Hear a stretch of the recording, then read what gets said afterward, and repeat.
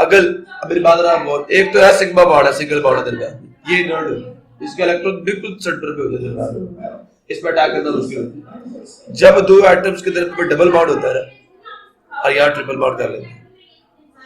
अब ये बताएं, यहाँ पे तो जो डिस्टेंस है वो, और जो यहाँ पे डिस्टेंस है वो, और जो यहाँ पे डिस्टेंस है वो, डिस्टेंस के लिहाज से सिंगल बॉन्ड का डिस्टेंस, डबल बॉन्ड के अंदर जो डिस्टेंस है बिटवीन एटम्स, जो ट्रिपल बॉन्ड में डिस्टेंस है, कौन सा डिस्टेंस सबसे कम होगा? सिंगली बॉन्डेड एटम्स के दरमियान में डिस्टेंस कम होता है, डबली बॉन्डेड एटम्स के दरमियान में डिस्टेंस कम होता है, या ट्रिपली बॉन्डेड एटम्स के दरमियान में डिस्टेंस कम होता है? हाँ जी, इसका डिस्टेंस सबसे कम है। अब इस बॉन्ड में एटम्स इतने करीब हो जाते हैं कि जो बॉन्डेड पेयर्स ऑफ इलेक्ट्रॉन्स है ना, उनके दरमियान में बंध जाते हैं, पक्के पक्के, नहीं समझा, बिल्कुल दरमियान में आ जाते हैं, इन पे अटैक करना भी क्या मुश्किल है। डबली बॉन्डेड जो हमारा डिस्टेंस ज्यादा है, इलेक्ट्रॉन से ज्यादा एक्सपोज्ड है अटैकिंग एजेंट के लिए, आप समझ आया? डबल बॉन्ड में डिस्टेंस क्या, पॉइंट ऑफ अनसैचुरेटेड अटैक होगा, लेकिन यहाँ पे भी ट्रिपल बॉन्ड है, अटैक हो रहा है यहाँ पे भी, लेकिन एटम्स के एक दूसरे के करीब होने की वजह से अटैकिंग एजेंट को ज्यादा स्पेस नहीं मिलती अटैक करने के लिए। जब तक स्ट्रॉन्ग इलेक्ट्रोफाइल नहीं होगा अटैकिंग मुश्किल होती है। डबल में क्या होता है, एटम में डिस्टेंस ज्यादा होने की वजह से अटैक करना आसान है, और सिंगल में तो इनर्ट है। आप समझ आ दिया? क्लियर हुआ? ये वहां नहीं है, उसका कोई कसूर नहीं है, कसूर इनके ट्रिपल बॉन्ड में है। अच्छा जी, यहाँ अब मतलब बीएस टेस्ट भी हो गया और अल्काइंस का केमोनोफो के साथ रिएक्शन जो है वो भी अल्हम्दुलिल्लाह आपको अच्छे तरीके से मैं समझता हूँ कि समझ आ गया, अगर नहीं तो दोबारा कर इंतहाई आसान टॉपिक्स। अच्छा आप देखो एक्सरसाइज की तरफ चलते हैं जी। Encircle the correct answer, which molecule contains carbon carbon double bond, ethane, ethene, ethyne और इथाइल अल्कोहल, इथीन।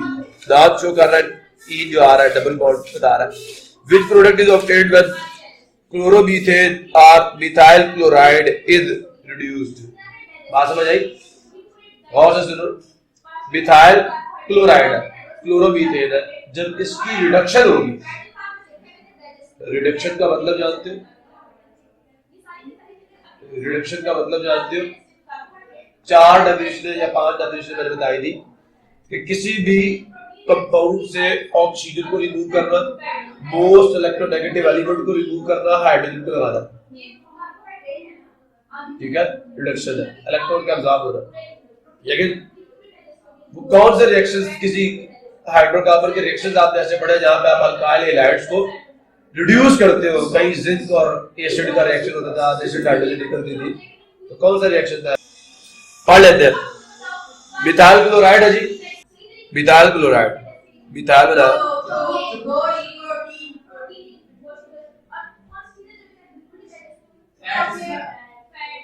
इसकी रिडक्शन करवानी है, मतलब क्या डालना है इसके अंदर, किसकी मौजूदगी में? एसिडिक सॉल्यूशन, ठीक है। तो क्या होगा, नेशनल हाइड्रोजन 2 होंगे, एक मैंने कहा था क्लोरीन को निकालेगा, दूसरा उसकी जगह पे जाएगा, सब्स्टिट्यूशन रिएक्शन। तो नतीजे तो आपको क्या मिल जाएगा, ये क्लोरीन निकलेगा, एक एसिड CH4 हो जाएगा, और यहाँ पे क्या होगा, HCl मिल जाएगा। देखो किस क्या चीज बनी है इस रिएक्शन के नतीजे में, और मीथेन कौन है, किस फैमिली का मेंबर है? अल्केन्स के अंदर दूसरी जो प्रिपरेशन आपने पढ़ी थी अल्केन्स की, वो ये नहीं थी, रिडक्शन ऑफ अल्काइल हैलाइड्स, इसे भूल गए, यही थी ना, अनसैचुरेटेड हाइड्रोकार्बन्स की हाइड्रोजनेशन से तैयार करने की मौजूदगी में, वो दूसरा ये वाला रिएक्शन था, आप जरा देखे जाकर। हाँ जी यही है। तो जो नाम है ना मिथाइल, मीथेन में चले जाएगा, क्लोरीन रिमूव हो जाएगा, हाइड्रोजन लग जाएगा उसकी जगह। अच्छा ठीक है जी। Which reacts explosively with methane, कौन धमाके से मीथेन से रिएक्शन करेगा? Fluorine, chlorine, bromine. फ्लोरीन क्यों करेगा? एफिनिटी होती है मिलने की किसके साथ, हाइड्रोकार्बन के साथ, मोस्ट रिएक्टिव है। लेकिन क्यों है फ्लोरीन सबसे ज्यादा रिएक्टिव क्यों है? 9th क्लास का सवाल है। हैलोजेंस की रिएक्टिविटी आपने पढ़ी, last chapter, you know. So fluorine सबसे ज्यादा रिएक्टिव क्यों है?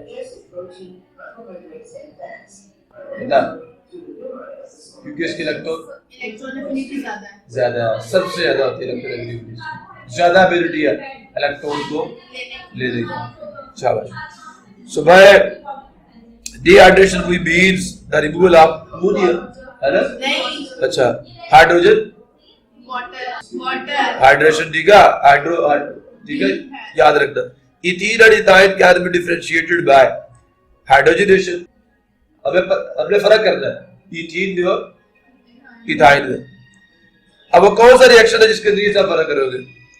हाइड्रोजनेशन से, ब्रोमीन वाटर से, dilute alkaline aqueous solution of KMnO4 से, या हाइड्रोहैलोजिनेशन से।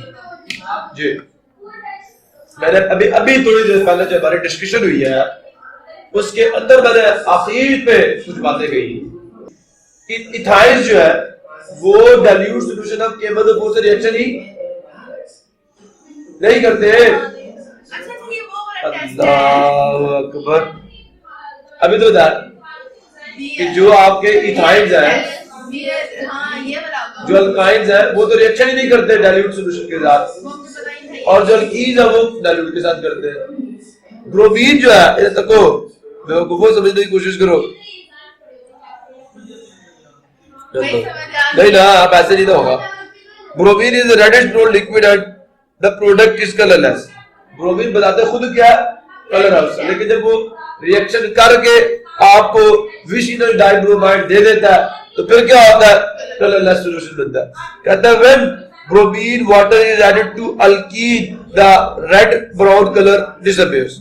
The decolorization of bromine solution is frequently used as a simple test for the presence of unsaturation. Double bond करेगा, अनसैचुरेशन का। Alkynes also give this reaction. Bromine के साथ वो भी reaction करते हैं, कर लेते नहीं करते हैं। ये होगा ये भाई सी वाला। सी वाला क्या है? Bears test. बियर्स टेस्ट क्यों? अभी मैंने आपको पीट के बताया था थोड़ी देर पहले कि अल्लाह वालों, अल्कीन्स डाइल्यूट सॉल्यूशन ऑफ केमोफोर के साथ रिएक्शन करते हैं, लेकिन अल्काइन्स स्टॉप के साथ करते हैं, डाइल्यूट के साथ नहीं करते। तो बियर टेस्ट, हां समझ तो आ रहा है। पहली बात तो ये याद करो कि ये किसकी प्रिपरेशन इसके जरिए से आप करते हो? अल्कीन्स की। हां, अल्कीन्स की और अल्काइन्स दोनों की करते हो। भाई ये तो अल्कोहलिक तो नहीं होता, ये तो आप कह रहे हैं बहुत अल्कोहलिक होता है KOH। हां यही होगा डी। ये दोनों इथीन और इथाइल दोनों की तैयारी में रिएक्शन यूज होता है, दोनों की तैयारी में रिएक्शन यूज होता है। तो अल्कोहलिक KOH। अब क्या होता है? जो OH होता है वो हाइड्रोजन रिमूव करता है और जो K होता है वो Cl रिमूव करता है। याद आ लिया? तो ये डी हाइड्रोहैलोजिनेशन का रिएक्शन था। अल्कोहलिक KOH यूज होता है। Which substance reacts with KMnO4 to produce the oxalic acid? The reduction of reaction नहीं, the reduction of alkyl halides take place in the presence of alumina। ये तो dehydration में use होता है। ये D वाला कंसेंट नहीं, ये भी नहीं। जिंक प्लस डस्ट नहीं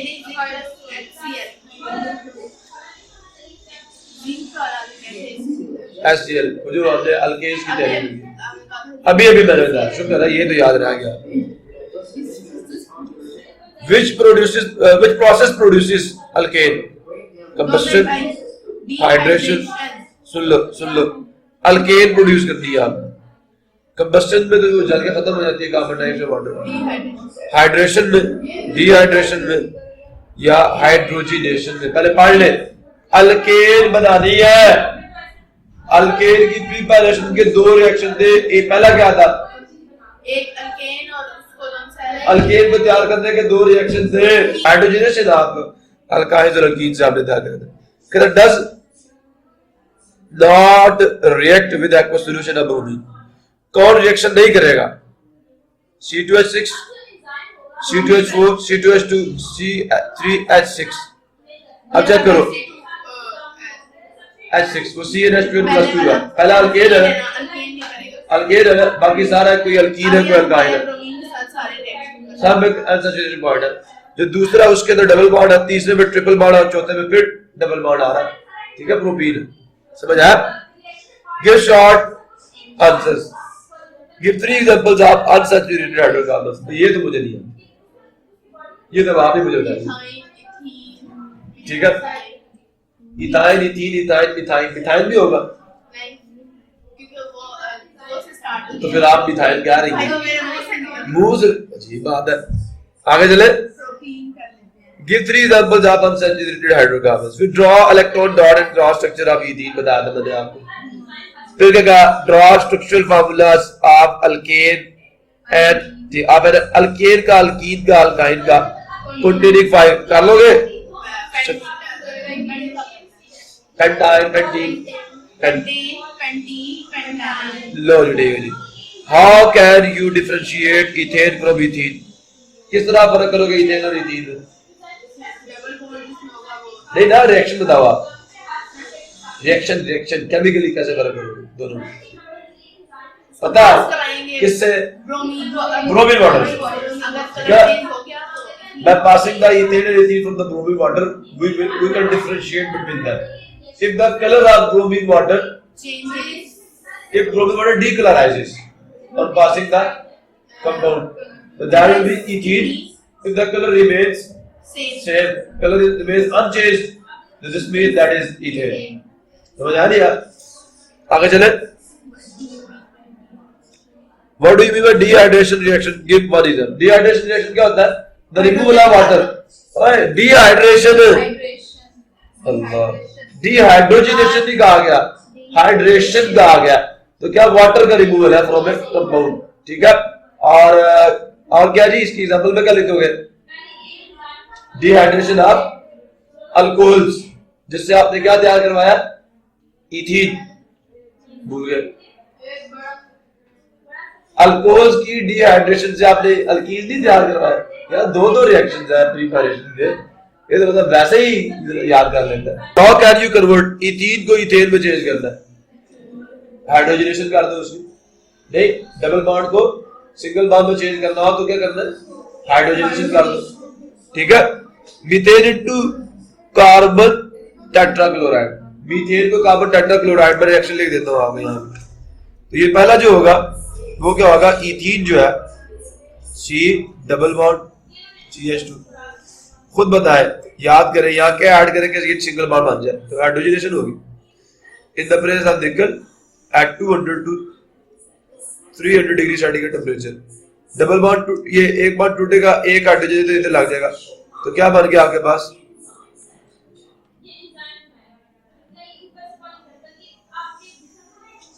ठीक है जी। अब ये दूसरा, मीथेन को आपने कार्बन टेट्राक्लोराइड में चेंज करना है, तो आपने रिएक्शंस पढ़े ना अल्केन्स के, in the diffused sunlight and in the direct sunlight. तो डिफ्यूज सनलाइट में जो आपने, ये सवाल का जवाब दे रहा हूं आपको, रिएक्शंस पढ़े थे कि मीथेन जो है क्लोरीन के मॉलिक्यूल से रिएक्शन करेगी डिफ्यूज सनलाइट में, डिफ्यूज लाइट में, तो क्या होगा? एक HCl बनेगा, एक H जो होगा, याद है मैंने स्ट्रक्चर बना के दिखाया था, तो Cl2 जो है वो यूं होता है, एक ClH को निकालता है, दूसरा Cl उसकी जाके जगह ले लेता है, याद है? तो ये अब आपके पास क्या आ जाएगा? CH3 Cl प्लस HCl, उन्होंने बना दिया वो। फिर क्या करोगे? फिर क्या होगा कि यही जो आपके पास क्लोरोमीथेन बनी है, ये मजीद रिएक्शन करेगी किससे? क्लोरीन से। CH3 Cl plus Cl2, again एक और H कम हो जाएगा, तो CH2 Cl2 HCl, ये मजीद क्लोरीन से डाइक्लोरो मीथेन जो है क्लोरीन से रिएक्शन करेगी, तो CH Cl3 प्लस HCl। फिर अब ये जो क्लोरोफॉर्म है CH Cl3 plus HCl plus Cl3 Cl2, reaction will be what? CCl4, ये बनाना था कार्बन टेट्राक्लोराइड, ये बनाना था, ठीक है। तो again then we will have HCl, ये आपने बनाना जी, देखिए तो आपने लिखना है methane can be change into carbon tetrachloride by the following reactions. बस ये सारे शुरू हो जाते लास्ट वाला लिखो। By the reaction of methane with the chlorine in the diffuse solvent. Last में लिखेंगे। सिर्फ लास्ट नहीं, मीथेन से चलना है, मीथेन से चलना है। उन्होंने ये कहा मीथेन को चेंज करना कार्बन तो सारों तक पहुंचना है। ये अभी हमें बताया है। अभी 3 को ग्लाइकोल में चेंज करना है। तो डाइल्यूट सॉल्यूशन आप केमिकल से रिएक्शन करवा दें तो 2 H ऐड हो जाएंगे, ठीक है। Ethyl chloride into ethane. अब जरा गौर से सुने, इथाइल क्लोराइड है, देखें। अब चेक करें, आपने यहां से क्लोरीन हटानी है और यहाँ पे H लगाना है तो इथेन में कन्वर्ट होगा।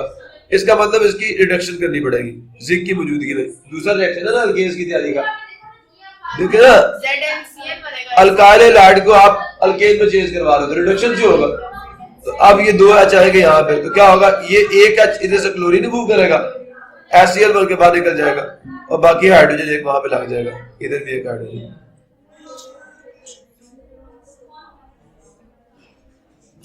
इथाइल ब्रोमाइड को इथीन में चेंज कर, किसको? अब बदे की बात बताऊं, बदे की बात और सुनो। अगर आप लोगों ने अल्काइल हैलाइड से अल्केन तैयार करवाना हो तो फिर रिडक्शन करवाते हैं, नेचुरल ऑक्सीजन ऐड करते हैं, वो एक हाइड्रोजन को निकालता है, दूसरा हाइड्रोजन वहां पे लग जाता है। लेकिन अगर आपने उससे अल्कीन तैयार करवाना हो तो फिर हम ट्रीट करेंगे अल्कोहलिक पोटेशियम हाइड्रोक्साइड। एक जो पोटेशियम है वो क्लोरीन को रिमूव करेगा और H किसको रिमूव करेगा, H को। एलिमिनेशन रिएक्शन होगा। क्या इथाइल ब्रोमाइड को आपने किस में चेंज करना, इथीन में। क्या आप देखिए, चेक करें कि आप जब भी आपको देखें, आप पहले चेक करें स्टार्टिंग मटेरियल क्या है और एंडिंग मटेरियल क्या है। जहां उस टॉपिक पे इथीन अल्कीन है उस टॉपिक पे जाए, आपको पता चल जाएगा कि दूसरे पहला डिहाइड्रेशन रिएक्शन है और दूसरा क्या, यही है अल्काइल हैलाइड्स की आपने अल्कोहलिक पोटेशियम हाइड्रोक्साइड से ट्रीटमेंट करनी है। तो डी हाइड्रोहैलोजिनेशन का रिएक्शन है। क्या रिएक्शन है देखें, इथाइल ब्रोमाइड है जी, आप यहां ब्रोमीन लगा देते हैं, अल्कोहलिक कीवर्ड्स के साथ रिएक्ट करवाएंगे इन द प्रेजेंस ऑफ अल्कोहल। क्या होगा, पोटेशियम किसको रिमूव कर लेगा और जो OH है वो किसको रिमूव करेगा। मैंने कहा 2 एडजेसेंट कार्बन से अगर एक से ब्रोमीन रिमूव हो रहा है तो दूसरे से हाइड्रोजन रिमूव होगा, एलिमिनेशन रिएक्शन जो होगा। तो आपको क्या मिलेगा, KBr मिलेगा, आपको पानी मिलेगा और साथ आपको क्या मिल जाएगा, ये एक बार यहां से खाली होगा, एक बार यहां से ये डबल बार बन जाएगा, ये 3 बन गए जो पहले से मौजूद है वहां।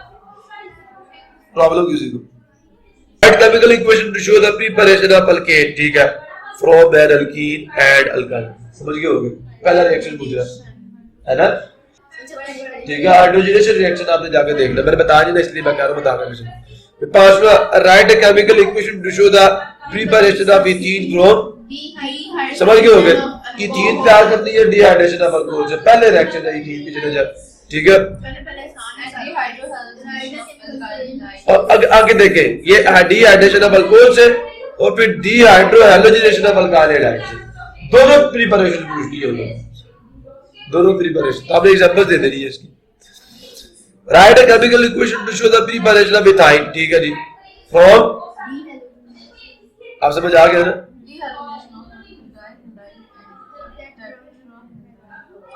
आप समझ आ कैसे दिया। अब 1 to डाइहाइलाइड है, इसमें विशिनल डाइहाइलाइड है, इसे अल्कोहलिक कीवर्ड से रिएक्ट करवाएंगे, नहीं समझ आ रहा, विशिनल डाइहाइलाइड है, 1 to डाइहाइलाइड जो है ना, विशिनल डाइहाइलाइड है असल में, ये नहीं समझ आ रहा।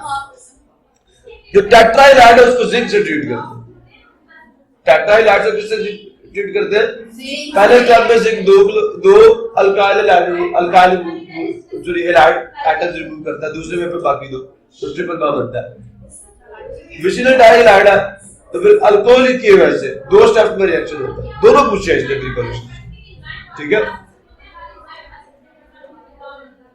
समझ आया बेटा। 1 to डाइहाइलाइड का मतलब ये है कि आपके 2 हैलोजन एटम्स जो होंगे ना, 1 to डाइहाइलाइड का मतलब ये है, देखो मेरे पास एक ये कंपाउंड है, इधर भी एक क्लोरीन लगा हुआ, इधर भी एक, तो ये एक 1 पे है, 2 पे है, लेकिन विसिनल डाइहैलाइड मैंने इसकी डेफिनेशन बता दी ना आपको। यहाँ भी आप H2 लगा दें, यहाँ पे भी आप H, ठीक है। तो ये डाइक्लोरोईथेन, या 1 2 डाइहैलाइड, 1 के ऊपर भी एक हैलोजन है, 2 के ऊपर क्या हैलोजन, इस 1 2 डाइहैलाइड का है, और एक है ईथेन।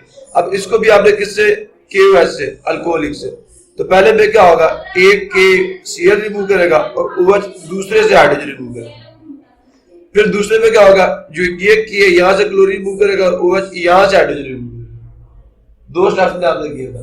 ये 1 2 डाइहैलाइड, जब भी डाइहैलाइड की बात हो ना, डाइहैलाइड की, तो आपने पहले वाला विसिनल डाइहैलाइड वाला रिएक्शन करवाना, अल्कोहलिक की एसिड ट्रीट करना। और जब टेट्राहैलाइड की बात हो, फिर जिंक डस्ट से आपने उसका रिएक्शन। अब टेट्राहैलाइड्स क्या होंगे, देखो जरा, इधर भी क्लोरीन, इधर भी क्लोरीन, टेट्राहैलाइड है ना, इधर भी H और इधर भी H। अब जिंक से रिएक्शन करवाएंगे, जिंक डस्ट से, ये 2 क्लोरीन निकलेंगे, इधर जाए पहले स्टेप में। अभी डबल बॉन्ड बनेगा, इधर भी अभी भी क्लोरीन होगा, इधर भी क्लोरीन, लेकिन यहाँ पे एक H रह जाए। अब अगेन जब आप इसको जिंक से रिएक्ट करवाएंगे, जिंक ये दोनों, ठीक है, तो क्या होगा, ट्रिपल बॉन्ड बनता है। टेट्राहैलाइड हो, बात को समझ रहे हैं, देखो ना, कंसंट्रेट नहीं करते। टेट्राहैलाइड हो तो फिर जिंक डस्ट से रिएक्ट करवाएंगे। विसिनल डाइहैलाइड हो, डाइहैलाइड हो, अल्कोहलिक की वजह से 2 स्टेप में होता है। मतलब एलिमिनेशन रिएक्शन में क्या कि एक से अगर Cl रिमूव हो, दूसरे से H रिमूव होगा, OH H के रूप में मिलेगा, और जो K है वो halogen atom, halogen atom Br भी तो हो सकता है, हैलोजन एटम। प्रॉब्लम दोनों तो मैंने करवा दिया आपको। The right chemical equation showing the reaction of KMnO4 with ethene and ethyne, समझ गए? दोनों मैंने भी आज सबसे पहले ये करवाए थे। अब तो कहते तो अब भी करवा देता हूँ। Some industrial uses of ethene and ethyne, ethene और ethyne, बच्चों डब्बा मैंने बढ़ाते हैं ना, आपको बता देता हूँ, आपको दे देता हूँ। उसमें हमने कहा था ये दोनों पॉलीमराइजेशन में यूज होते हैं। प्लास्टिक्स, ठीक है, बताते आ रहे थे, PVC, पॉलीविनाइल एसीटेट, ठीक है, ये सारे के सारे ख्याल करना है आपने। Explain why systematic method of naming chemical compound is necessary। तो इसका जवाब मैंने आपको पहले पैराग्राफ में दिया था, क्यों नेसेसरी है। अगर बुक के पहले पेज पे आप चले जाओ, अगर अपनी स्लाइड्स पे ले जाओ, तो वहां आपको कहता है टू अंडरस्टैंड करने के लिए, रिकॉग्नाइज करने के लिए और क्लासिफाई करने के लिए। ये देखो, ये to understand, recognise and classify organic compound, these की जगह पे ऑर्गेनिक लगा रहे, ठीक है, या compounds, systematic naming of organic necessary, ठीक है। और नीचे बच्चा प्रिंसिपल है कि ईच, तो फॉर दिस, अच्छा नेसेसरी के बाद कहना because each different compound should have different recognition, जो है आप कह रहे हैं रिकॉग्नाइज करना उसको, तो पहचान तो तभी होगी ना कि हर कंपाउंड का जो नाम है वो डिफरेंट, डिफरेंट कंपाउंड का नाम भी क्या हो, डिफरेंट हो, तो फिर रिकॉग्निशन, अंडरस्टैंडिंग और क्लासिफिकेशन आसान हो जाए। समझा? खुद बता दो आप कि इनको अंडरस्टैंड करने के लिए, क्लासिफाई करने के लिए और रिकॉग्नाइज, असल चीज रिकॉग्निशन है। समझ तभी होगी जब आप पहचान करोगे, समझ आ गई तो पहचान करोगे, पहचान करोगे तो क्लासिफाई करोगे। सो इन तमाम चीजों के लिए जो नेसेसरी थिंग है कि each compound should have, each different compound should have different, ठीक है। So therefore systematic naming is necessary. जवाब कैसे लिखना? Billions of compounds exist in the nature, in the world, in the universe. To understand, to recognize and classify. समझोगे तो recognize करोगे, फिर classify करोगे. But to understand, recognize and classify the compounds. ठीक है? Systematic naming is necessary. ठीक है? Clear हुआ? And this all will be possible. Understanding, recognition and classification of compounds will be possible if each different compound have a different name. So therefore, आप ऐसे भी कर सकते हो। नहीं समझा? To understand, to recognize and to classify the compounds which are occurring in the nature or in the world, ठीक है? Each compound, each different compound should have a different name. So therefore आगे इस तरह इस अंदाज में जवाब दे सकते हैं। अदरवाइज ना आप अंडरस्टैंड कर पाओगे, ना आप रिकॉग्नाइज कर पाओगे, ना क्लासीफाई कर पाओगे। चले जी आगे, ये हो जाएगा नहीं होगा। प्रोपेन का तो वो सारे सिंगल बॉन्ड ही होंगे, और प्रोपाइन का करना है तो वो आपके लिए ये बना हुआ है सामने, इधर देखो।